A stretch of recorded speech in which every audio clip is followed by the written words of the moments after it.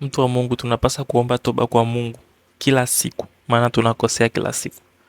Na hata Matendo ya Mitume sura ya 3 mstari wa 19 unasema, tubuni basi mrejee ili dhambi zenu zipate kufutwa.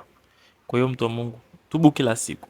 Lakini mara yako ya mwisho kutubu kwa ajili ya wazazi wako na vizazi vyako ilikuwa ni lini? Ni lini ulimfuata Mungu ukamwambia, Mungu wangu uliye juu mbinguni, nakuja mbele zako kwa niaba ya wazazi wangu, upande wa baba na upande wa mama, au vizazi vyangu nilipotokea, ukoo niliotokea, upande wa baba na upande wa mama. Usamee dhambi zao kwa niaba yangu. Samee kila kitu walichokifanya, Mungu wangu. Futa dhambi zao walizozifanya kwa kujua au kwa kutokujua. Umuombe Mungu akusaidie kufuta kila dhambi ambayo ilifanyika nyuma, ambayo inakuja kuaffect maisha yako kwa sasa hivi.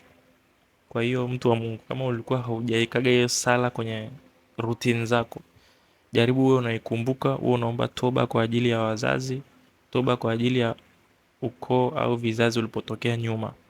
Kama kuna link yoyote ya dhambi inayokuja kuaffect maisha yako kwa sasa hivi, uombe Mungu cancel kabisa, utubu kwa ajili yao au kwa niaba yao, ili isije ikakuaffect wewe. Amen.